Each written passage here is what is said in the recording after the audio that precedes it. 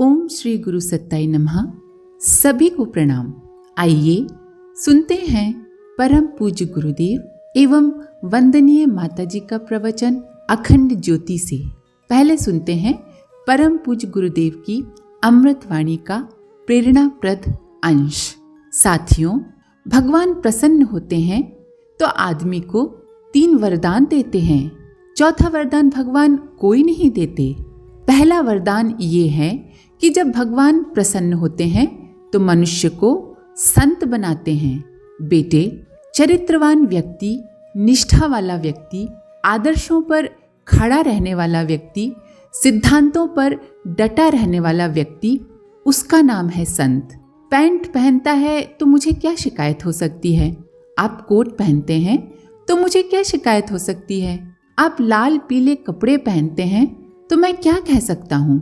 आप तिलक लगाते हैं तो मुझे क्या ऐतराज है? मुझे इन बातों से कोई लेना देना नहीं है कि आपका लिबास और आपकी पोशाक कैसी है। मैं तो आपके ईमान की बात कह रहा था। संत एक ईमान है, संत एक चरित्र है, संत एक दृष्टि है, संत एक परंपरा है, संत एक सिद्धांत है, संत एक वृत्ति है। दूसरा वरदान है कि जब मनुष्य को भगवान पसंद करते हैं तो वे उसे सुधारक बनाते हैं। सुधारक मने साबुन। साबुन इस तरह का जो स्वयं तो गालियां खाता रहा, तिरस्कृत होता रहा, अपमानित होता रहा, जहां गया हर जगह लोगों ने मजाक उड़ाया, मखौल उड़ाया, गालियां दी, पर वो हिम्मत नहीं हारता, फिर भी आगे बढ़ता ही चला जाता है। दूसरों की सेवा में, दूसरों की भलाई में लगा ही रहता है। सारी की सारी जिंदगी बेटे ऐसा ही होता रहा।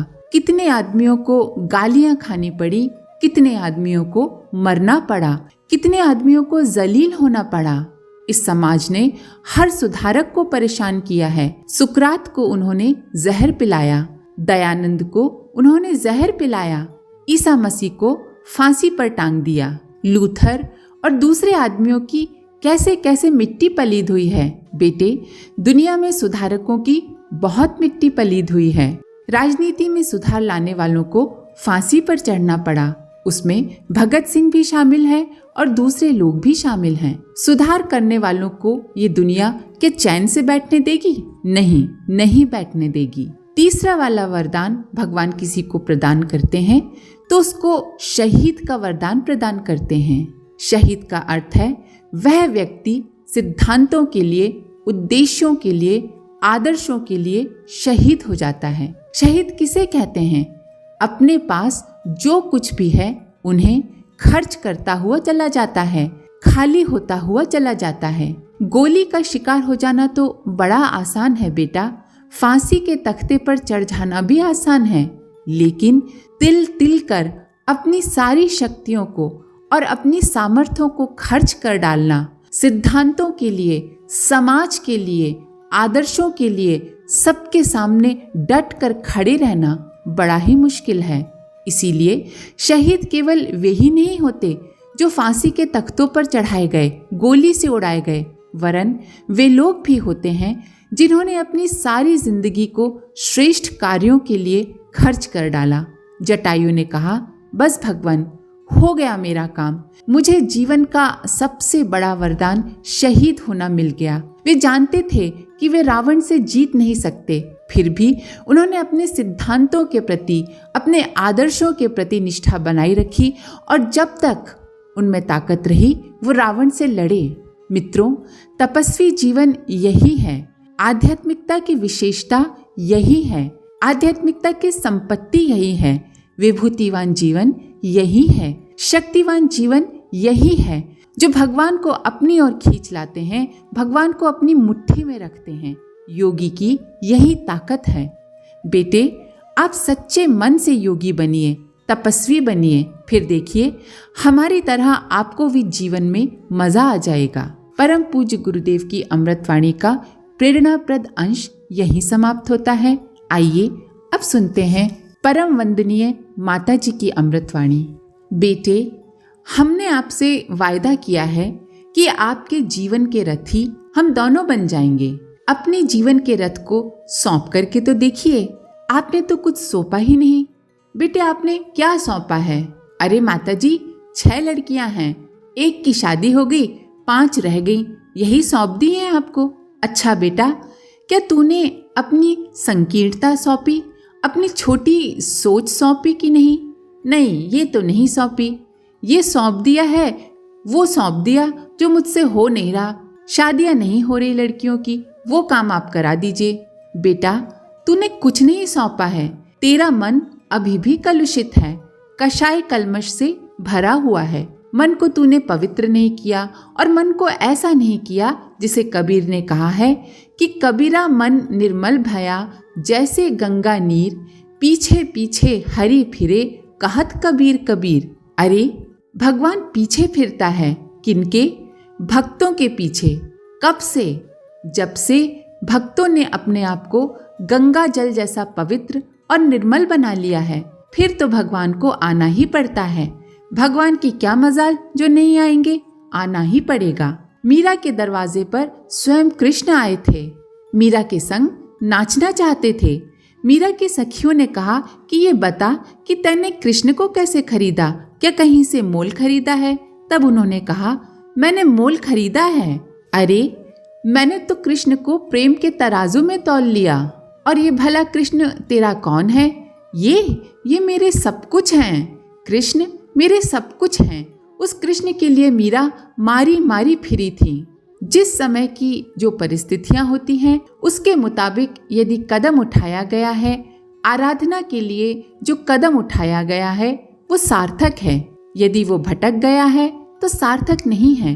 अगर मीरा केवल माला लेकर एक कोने में बैठ जाती, या कबीर एक कोने में बैठ जाते, या रैदास एक कोने में बैठ जाते, तो आज उनकी गिनती भक्तों में नहीं होती। भक्तों की गिनती में, भक्तों की श्रेणी में वो तब आए जब उन्होंने जितना नाम जपा उससे 100 गुना अधिक काम किया। उन्होंने बहुत श्रम किया, भगवान के काम को आगे बढ़ाया। भगवान का काम क्या है? खुद को सुधारना, दूसरों को सुधारना, दूसरों की भलाई का काम करना, अपने कषाय कलमशों को दूर करना। बेटे चाहे जिस ग्रंथ को खोलकर आप पढ़िए, उसमें से एक ही गंध निकलेगी, उसमें से एक ही सार निकलेगा कि आप सही रास्ते पर चलिए, नेक बनिए, अच्छे इंसान बनिए, मेहनती बनिए, परोपकारी बनिए, सहृदय बनिए। आप दीन दुखियों के काम आइए, तभी आपकी साधना सार्थक है। नहीं तो आप केवल बैठे रहिए और मक्खी झाड़ते रहिए। कहते हैं ना कि घोड़े की पूंछ बड़ी होगी तो वो क्या करेगा? अपनी मक्खी मारेगा, और क्या करेगा? माला लेकर के बैठ जाइए कि स्वर्ग मुक्ति मिल जाएगी। हाँ, चले जाइए, तो स्वर्ग का आप क्या करेंगे बताइए? उस स्वर्ग में आपको क्या मिलेगा? हिंदुओं के मुताबिक वहाँ खीर की नदियाँ होती हैं। और बुरा शब्द तो मैं आपसे क्या कहूँ बेटा, रहने दो। मैं माँ हूँ, अब बच्चे हैं, पर बेटे ऐसे स्वर्ग को धिक्कार है। स्वर्ग का क्या करेंगे बेटे? बेटे हमारा स्वर्ग इसी पृथ्वी पर है और यही है। हमारे दृष्टिकोण में, हमारे चिंतन में, हम जहाँ कहीं भी जाएंगे वहीं स्वर्ग स्थापित कर लेंगे। बेटे जब हम अखंड ज्योति कार्यालय से यहाँ आए तो गुरुजी अज्ञातवास में चले गए और मैं अकेली रह गई। हमारे यहाँ एक लड़का रहता था। उसने हंसते हुए कहा, माताजी यहाँ आपके दिन कैसे कटते हैं? बेटे वो तो सब महिलाओं को मालूम है, पति के बगैर उसका दिल कितना दहलता है। ये कोई महिला ही समझेगी कि माताजी ने गुरुजी के बगैर कैसे अपना वक्त काटा होगा। हम दोनों तो एक दूसरे की छाया की तरीके से रहते हैं। हमने इतने दिन कैसे काटे होंगे, किन परिस्थितियों में काटे होंगे। लेकिन बेटा हम गुरुजी के लिए कुर्बान हैं, हम उनके लिए समर्पित हैं। वे जो कदम उठाएंगे हम भी वही उठाएंगे। कोई दिक्कत आएगी तो देखा जाएगा, हम कमजोर नहीं पड़ेंगे। जो भी कुछ होगा सो होगा, शरीर का भी होगा, मन का भी जो होगा सो होगा। तो बेटे मैं ये कह रही थी कि जब हम यहाँ आए तो हमने उस लड़के को बुलाया। उसने कहा कि हमको ऐसा लगता है कि जहाँ कहीं भी गुरुजी माताजी जाएंगे वहीं गायत्री तपोभूमि भी बन जाएगी और वैसी ही भीड़ भाड़ भी रहेगी। हाँ बेटा ऐसा हो जाएगा, क्योंकि हमारा मन और हमारा अंतःकरण सारे में व्याप्त रहता है। जैसे चुंबक होता है, लोहे को अपनी तरफ खींचता रहता है, वृक्ष बादलों को खींचते रहते हैं। आप ये समझते हैं कि आप यहाँ अपने आप आए हैं। नहीं, आप अपने आप नहीं आए हैं बेटा, बल्कि हमने बुलाया है। और इसलिए बुलाया है कि आप में वो प्रतिभा है, वो गुण है जैसा कि हम चाहते हैं। आपने अपने लिए श्रम नहीं किया है, लेकिन हमने आपके लिए बहुत श्रम किया है। जैसे कि गोताखोर मणि माणिक्य को निकालकर समुद्र में से लाता है, उसी तरीके से मेहनत करके और डुबकी लगा के गहराई से हम आपको निकाल कर लाए हैं और आपको एक माला के रूप में पिरो करके रखा है। हमने आपको बांध कर रखा है बेटे, अपने हृदय से बांध कर रखा है, अपने विचारों से, अपने सिद्धांतों से आपको बांध कर रखा है। बेटे, हमने कुछ भी नहीं छोड़ा जो आपकी झोली में न डाला हो। हमने अपना तप भी डाला, अपना पुण्य भी डाला। और रही बात आपके दुखों की, कष्टों की, कठिनाइयों की बात, जिसको लेकर आप आए थे, उसका क्या होगा? माता जी, हम तो अपनी अनेक कठिनाइयां लेकर आए थे, मुसीबतें कहने आए थे, आपने तो सुना ही नहीं, गुरुजी भी नहीं सुनते हैं। बेटा, ऐसा लांछन हमारे ऊपर कभी मत लगाना, ये भूलकर भी मत कहना। हर बच्चे के हृदय की बात हमको मालूम है, हमने पढ़ ली है, हमने मांगा है तो आपने लिख कर दिया। आपका मन खाली कराने के लिए हमने मांगा, ताकि आपको लगे कि हमने सब कुछ लिख के दे दिया है। पर बेटा, हमको सब मालूम है, एक एक की मालूम है। और न मानो तो तुम पूछ लेना। आपका भाग्य, आपका प्रारब्ध, हमारा पुण्य, जितना उसमें योग बन सकेगा, आपकी मुसीबत जरूर हल होगी। बेटे, मनोकामना तो किसी की भी नहीं पूरी होती। रावण की भी पूरी नहीं हुई, दशरथ की भी पूरी नहीं हुई। दशरथ को शाप लगा हुआ था और भगवान राम चाहते तो बचा सकते थे, लेकिन नहीं, उन्होंने नहीं बचाया। क्यों नहीं बचाया? क्योंकि बेटा, प्रारब्ध भोगना ही चाहिए, उसी में व्यक्ति की शान है। और बेटा, पुत्र वियोग में तड़प तड़प कर दशरथ ने प्राण त्याग दिए। सुभद्रा की मनोकामना कहाँ पूरी हुई? अभिमन्यु इकलौता लड़का था। माताजी के शब्दों को यही विराम देते हैं। इसके आगे का अगले वीडियो में सुनेंगे।